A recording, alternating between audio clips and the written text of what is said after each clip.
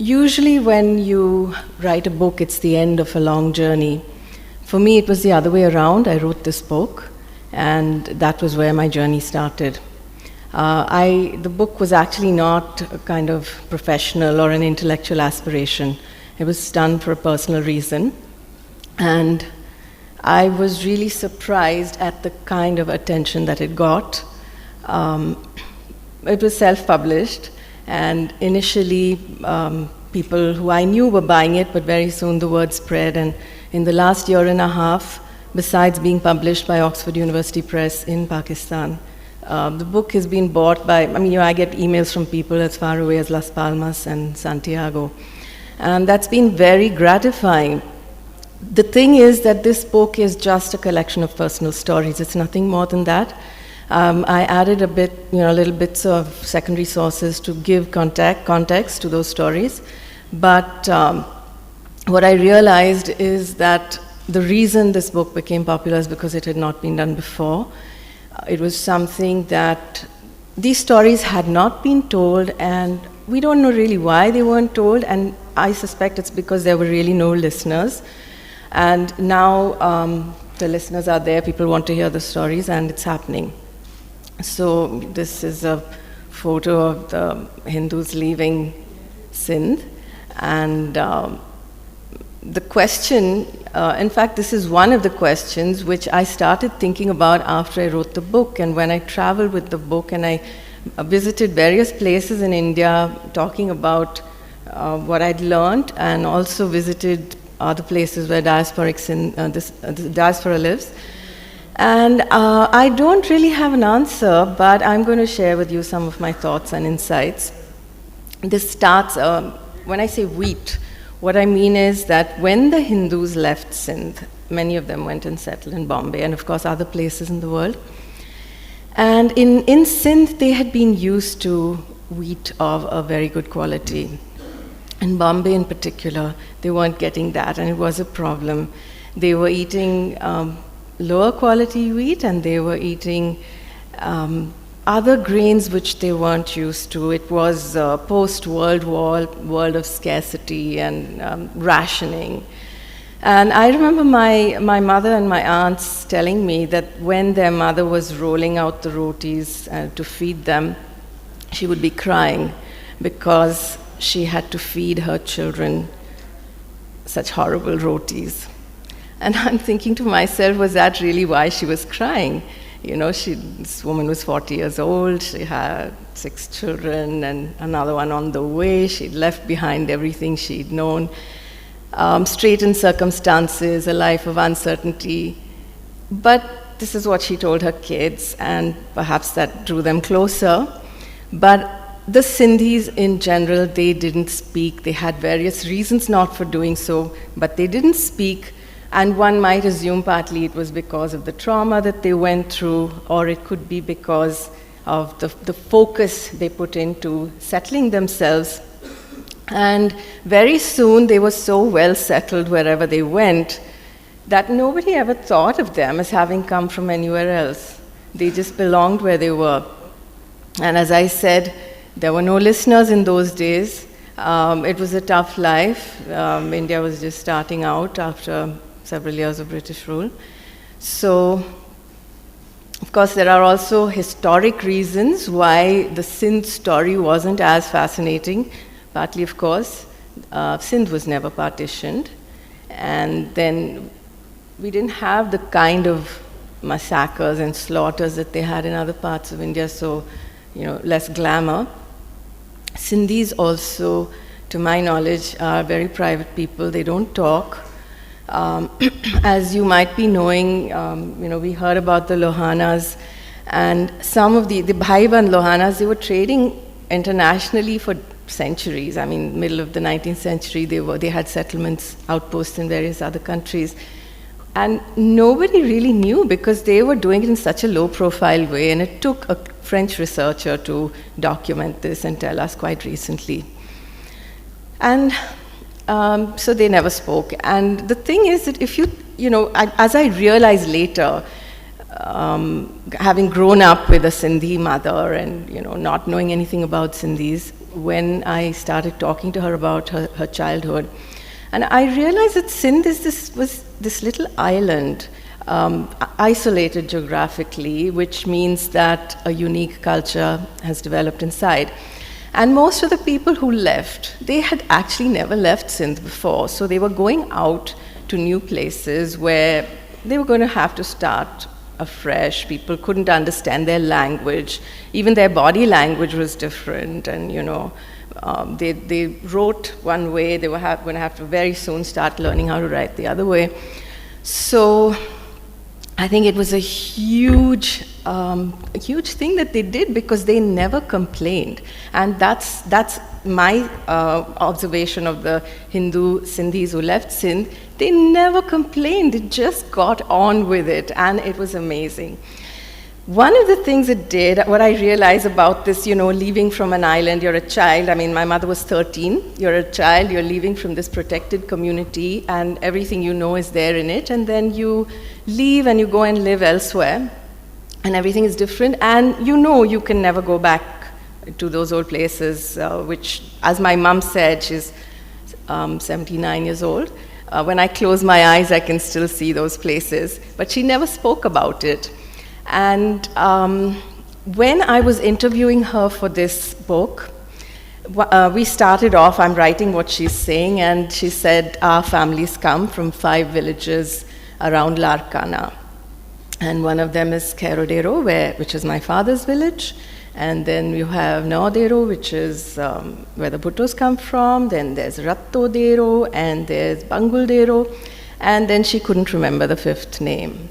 So she said, don't worry, I'll get it. And then she said, it's such a shame. There's nobody left who can tell me the name of that village anymore.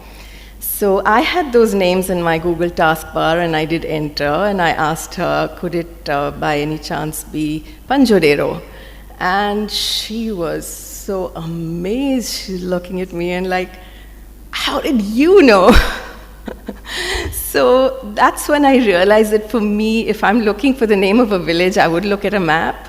Whereas for her, these places didn't actually exist anymore. They were only in her mind. And that's the reason why I called my book Stories from a Vanished Homeland, because to the people who left, it seemed as if they'd vanished. Now, the thing is that she remembered a lot. It was amazing, the quality of detail that she came out with. And I was really excited to say, I knew that this is a big story because it hasn't been told before. And there's so many things that we don't know, and they're really interesting things. I had all these questions. When was Sindh put under martial law by the British, and who was Muhammad Ayub Khuro, who was Allah Baksh Sumbro? Sindh is supposed to be a desert. In that case, how did the family get all these sacks of grain? And what about the Sakhar Barrage? What did that do to Sindh? Needlecraft. Sindhi women do a lot of needlework. Where does that come from? Why is there a place called Jacobabad in Sindh? And on and on. I had any number of stories. And I had any number of questions, I mean. And at the end of it, I felt that I've learned something which I need to tell people. Partly because in India, people have a certain conception about Sindhis.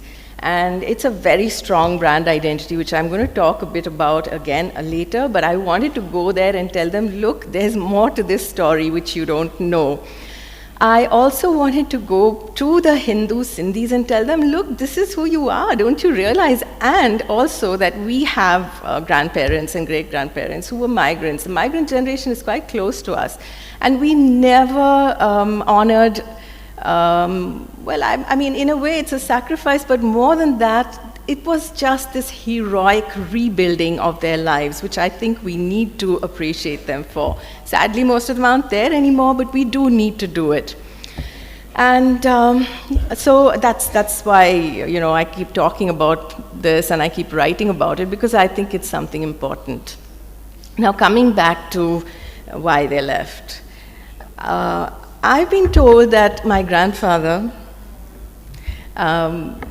he said that in Sindh, the Hindus and the Muslims were one people. It was the same.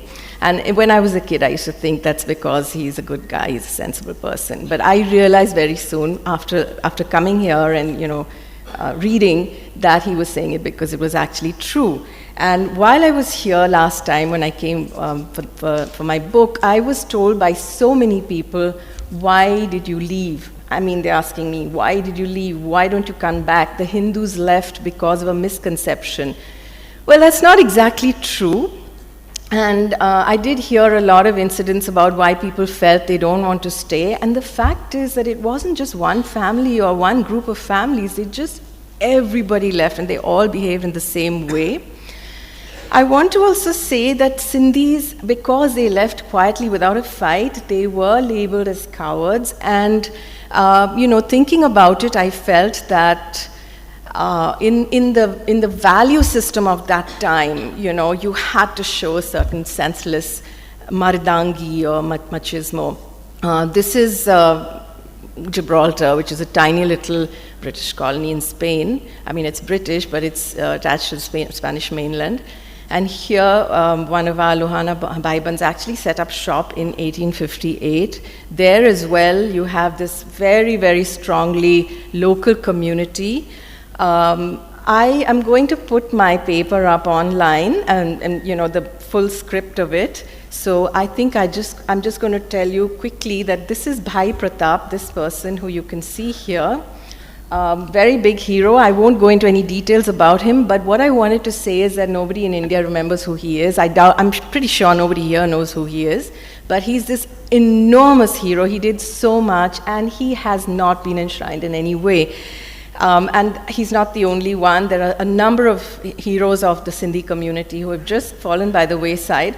So it was a wonderful surprise when I saw this commemorative stone in Hyderabad at the Theosophy Hall.